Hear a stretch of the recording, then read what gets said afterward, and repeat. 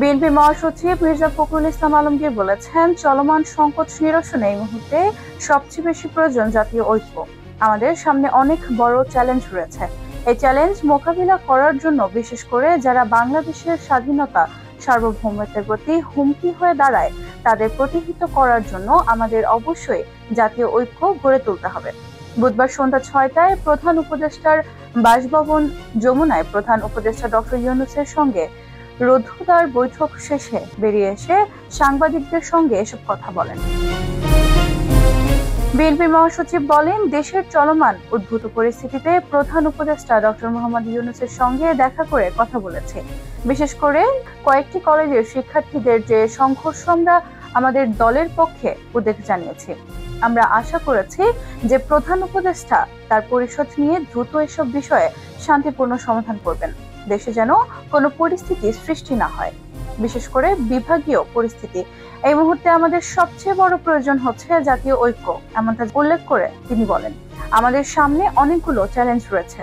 সেই চ্যালেঞ্জগুলোকে মোকাবেলা করার জন্য যারা বাংলাদেশের স্বাধীনতা সার্বভৌমত্বের বিরুদ্ধে দাঁড়ায়, যারা এক স্থিতিশীলতা বিনষ্ট করতে চায়, তাদের প্রতিরোধ বা প্রতিহত করার জন্য আমাদের অবশ্যই একটা জাতীয় ঐক্য গড়ে তুলতে হবে।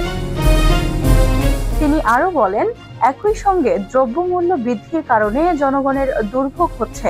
আমরা বলেছি টিসিবির ট্রাক বৃদ্ধির কথা বলেছি, কৃষিতে সার বিতরণের যে সমস্যা আছে সেগুলো নিরসনের কথা বলেছি। এখনো ফ্যাসিবাদের দোসররা নিয়ন্ত্রণ করছে, সেজন্য জনগণের পক্ষে যারা আছেন তাদের নিয়ে আসার কথা বলেছে, যাতে বিষয়টির সহজ ব্যবস্থা করার জন্য অনুরোধ করেছে।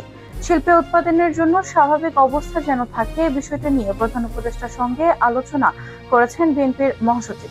তিনি বলেন, শ্রমিকরা যাতে বেতন পান সেটা বলেছি, প্রয়োজনে ঋণ দেওয়ার কথা বলেছি। একই সঙ্গে এখনো যেসব ইউনিয়ন পরিষদ বহাল আছে সেগুলো ভেঙে দেওয়ার কথা বলেছি। বেশিরভাগই ফ্যাসিস্ট সরকারের আমলে জবরদস্তি নির্বাচনে নির্বাচিত হয়েছে। যেহেতু সিটি কর্পোরেশন, উপজেলা ও পৌরসভা ভেঙে দেওয়া হয়েছে, সেজন্য ইউনিয়ন পরিষদও ভেঙে দিতে বলেছে।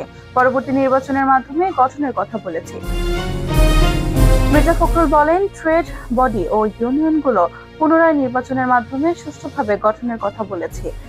সামগ্রিকভাবে সমস্ত রাজনৈতিক দলের সঙ্গে আলোচনার ভিত্তিতে জাতীয় ঐক্য তৈরির কথা বলেছি।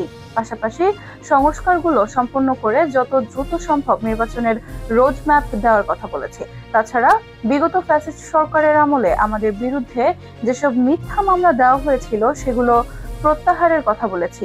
প্রধান উপদেষ্টা সহ অন্য উপদেষ্টারা আমাদের কথা মনোযোগ সহকারে শুনেছেন। এর আগে বুধবার সন্ধ্যা ৬টায় রাজধানীর পিয়ার রোডে প্রধান উপদেষ্টার সরকারি বাসভবন যমুনা যায় বিএনপির একটি প্রতিনিধি দল।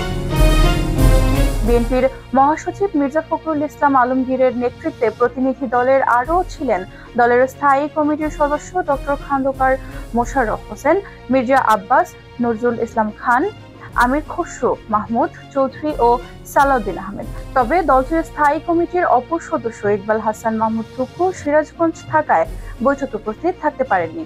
বৈঠকে অন্তর্বর্তী সরকারের উপদেষ্টা হাসান আরিফ, আদিলুর রহমান খান ও মোহাম্মদ মাহফুজ আলম উপস্থিত ছিলেন।